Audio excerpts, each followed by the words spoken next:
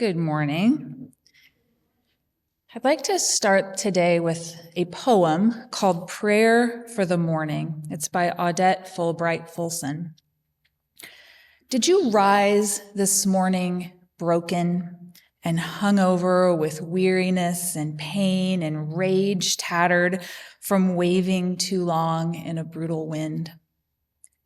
Get up, child. Pull your bones upright, gather your skin and muscle into a patch of sun. Draw a deep breath into your lungs. You will need it, for another day calls to you. I know you ache. I know you wish the work were done and you and everyone you've ever loved were on a distant shore, safe and unafraid. But remember this, tired as you are not alone. Here, and here also, there are others weeping and rising and gathering their courage. You belong to them, and they to you. And together, we will break through and bend the arc of justice all the way down into our lives. Amen. So glad to be here with you this morning. And I want to explore a text from 1 Peter, which I hope brings you a sense of renewed hope and purpose in your lives. But I do have to give you a little bit of a warning that on the first reading, it does not seem to be very hopeful because this passage is all about the suffering that we might experience because of following Christ. But I promise if you hang with me, there is a message of hope in the scripture that we're going to read today. So our passage is from 1 Peter. Debbie also spoke last week for a little bit before that in 1 Peter, and she mentioned that there's a little bit of disagreement, maybe a lot of disagreement among scholars about who the actual writer of 1 Peter is. A lot of people just assume it's the Apostle Peter, but a lot of scholars say because of some of the language things and the way that it's written, it's kind of evident that it might not be from him. But here's what we do know.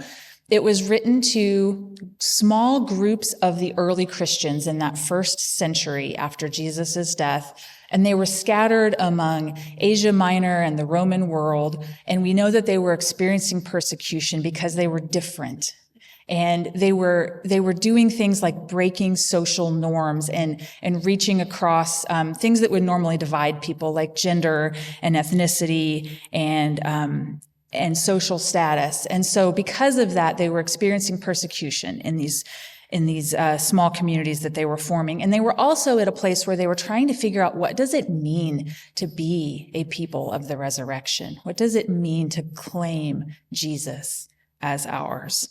And so that's the kind of background in the situation where we're at. And you can even think about that poem that I started with. These were a people who were weeping and rising and gathering their courage. And so this is a bit of advice for them as they face that persecution. We're going to start by reading just 1 Peter 3, verses 13 through 17. Who is going to harm you if you are eager to do good? But even if you should suffer for doing what's right, you are blessed. Do not fear their threats. Do not be frightened, but in your hearts, revere Christ as Lord. Always be prepared to give an answer to anyone who asks you to give the reason for the hope that you have. But do this with gentleness and respect, keeping a clear conscience, so that those who speak maliciously against your good behavior in Christ may be ashamed for their slander. For it is better, if it's God's will, to suffer for doing good than for doing evil. So this passage is not just about the general kind of suffering that happens to all of us because we're humans. It's not about the suffering of grief and loss and sickness. It's about specifically the suffering that happens because we follow Christ. And some Christians, this is my other little warning to you, some Christians might interpret this and say, oh, all Christians are being persecuted right now in the United States. If you're the people that hold most of the political and economic power, as Christians really do in the United States today, and you're trying to push your beliefs on others and they push back at you, that's not the kind of suffering that this passage is talking about either. Here's what it is talking about. When we proclaim the Christ who came to save, who came to seek justice, who came to practice mercy, that is not easy, and it's not always welcome. And sometimes standing up for others can be hard and it can lead to suffering. That's what this passage is about. The author of Peter says, "Who will harm you if you do good? Somebody might, but you will still be blessed anyway." That's what this is about. So you might know that for the past couple of years, and especially the last few months, state legislatures in most of the red states in our country have been trying to pass a slew of anti-LGBTQ and anti-trans bills. They cover everything from bills that attempt to ban gender-affirming care, which is actually supported by all of the major medical organizations in our country.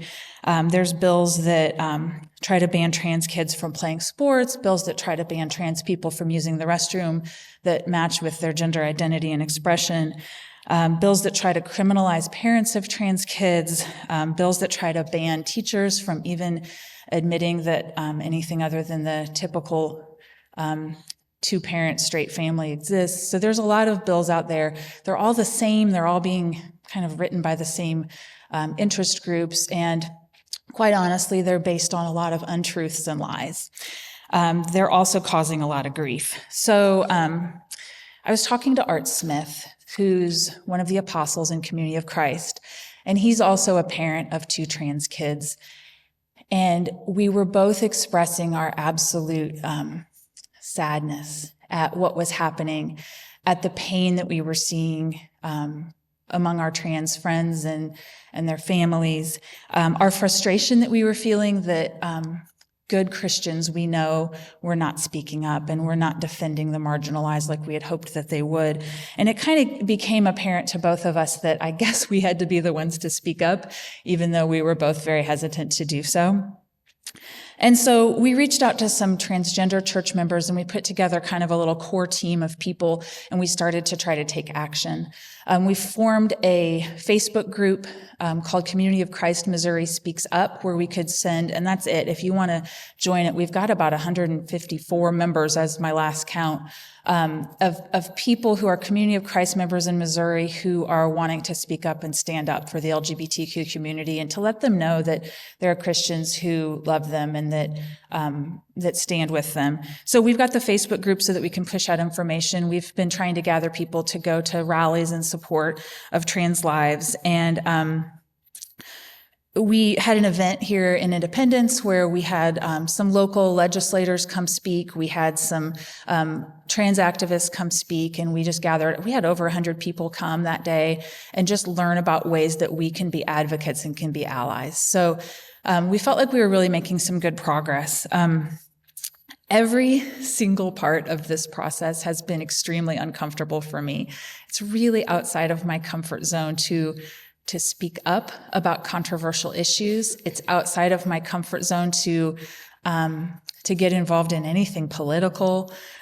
So the reason I had to speak up, even though it was uncomfortable, was because I feel compelled as a mom, for sure, but also as a disciple. I feel that my Christian faith compels me to speak up for the marginalized. And so I don't want to compare my uncomfortableness with this activity to be considered suffering, as our passage from 1 Peter says, talks about our suffering. I wouldn't call mine suffering, but sometimes suffering can just mean discomfort.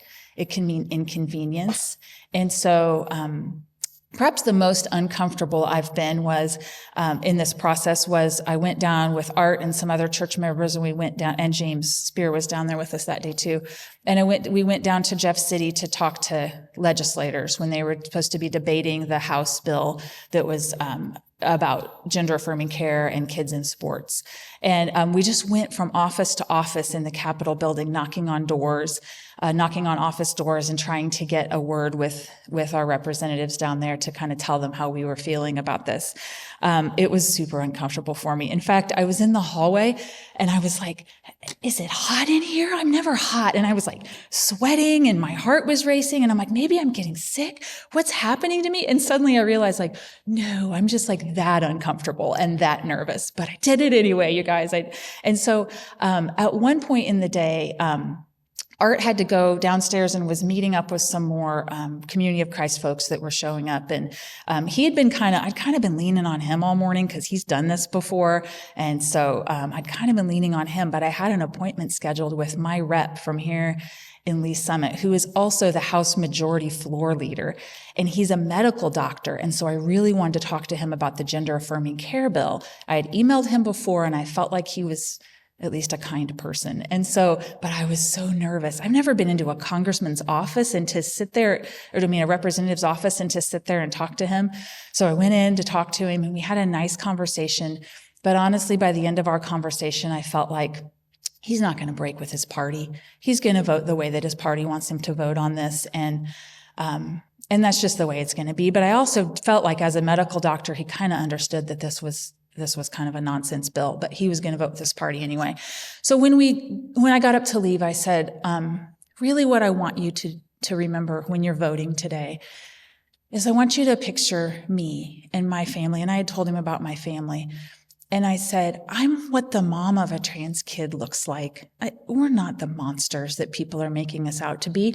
We're just people that love our kids and want what's best for them. So that I just want you to remember that when you're voting today. And so I left his office and we went into the House chamber, which you can see up on the screen. And we sat, and by then my oldest Lynn was there and Lynn's partner, Kara, who's as dear to me as my own children. And we sat there and we listened to the people in power in our state say the most horrible, untrue things about our family and about our kids that we love. And there were younger kids than that. There were little 10-year-old kids that had shown up to try to speak. And they won't listen to them. And they won't listen to our families. And to hear the nonsense that was being said was really hard. And so those bills were passed by the House that day along party lines, pretty much. And I didn't even pay attention to how my representative voted because I pretty much knew how he was going to vote. But then we went out into the hall afterwards and I heard my name. And I turned around and it was my representative. And he said, Mrs. Godfrey, did you see that I voted against that bill? And I said, what? I did not. And he goes, yeah, I just wanted to make sure you saw that. I voted against that bill, the gender affirming care ban. He voted against it. He broke with his party. And then he said, oh, is this Lynn? Because I had told him about Lynn. And so he met Lynn and he met Kara and then he went his own way. And I looked it up and I did my research and he definitely voted against it. And in fact, this week, they passed the Senate version, so now those bills are going to the governor, and he's one of the only ones who broke with his party again on the Senate version of the bill. And I like to think that when he broke with his party, even though it didn't change anything on the outcome, I hope that he was able to have some conversations with some people in his party about why he did what he did. And I also hope that my courage mattered a little bit that day. Sometimes when we stand up and we do what we know we're called to do as disciples, it's really uncomfortable and really hard. But I hope that it matters, and I hope that we can remember that when we do those things, God walks with us every single step of the way, even when it's hard. So 1 Peter is all about holding on to hope. And the author writes, always be ready to make your defense, to say what you believe and why, and yet to do it with gentleness and with humility. And the author of the letter is not sending us out with a mandate to offend. 1 Peter is not telling me I need to go into my congressman's office and scream at him. It's saying, go with gentleness and humility and say what you believe. Don't be fearful and silent, but in gentleness and humility, use your voice for the voiceless. Those who are oppressed are counseled to respond to their persecution by imitating Christ. And so what does it mean to imitate Christ? Well, if we read on to verses 18 and 19 in our 1 Peter 3 passage, it says about Christ's suffering. It says, for Christ also suffered once for sins, the righteous for the unrighteous, to bring you to God. He was put to death in the body, but made alive in the spirit. Christ gave the ultimate example of how to respond when we're persecuted. He stood up to those in political power, and he suffered, and he paid the ultimate price, and he did so with humility and gentleness. He interacted in his life with all kinds of people. He called out those in power, and he stood with the marginalized. And Peter's letter encourages us to keep those Christ-like actions at the center, even when it's hard and even when it's uncomfortable and even when it means that we're suffering. This text calls all of those who follow Jesus Christ to bear witness of God's love. Disciples should do this even when they believe their words or actions may not be heard or may not be accepted. And they do this even when they are ridiculed and even when they cause a disruption in relationships. So what does this mean for all of us today? It does not mean you all have to go to Jeff City with me next time, although you are completely invited to go. Your calling, though, is surely different than mine. But in Community of Christ, we do believe that all are called.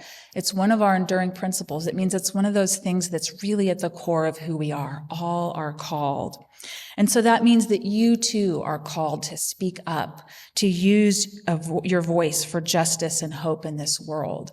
And that might mean you just notice someone at the table next to you that's dining alone, and you go over and introduce yourself. It could be something as simple as that when we speak up and we stand with the lonely. We also believe in the worth of all persons. That's another one of our enduring principles in Community of Christ. So who in your life needs to hear of their worth? How do we step into those places where we are uncomfortable and persecuted, but where we, along with God, can help to bring about the kingdom? If we suffer because we work for justice, if we're publicly shamed for doing what's right, we can be sure that our lives are in God's hands, that God will have the last word, that Christ walks with us in our suffering. So how do we go into the world as a people who speak for the voiceless, who uplift the hopeless, who walk with the friendless, and proclaim the love of Jesus Christ, the peaceful one? Remember, here and here and here also, there are others weeping and rising and gathering their courage. You belong to them and they belong to you, and together we will break through and bend the arc of justice all the way down into our lives. May it be so.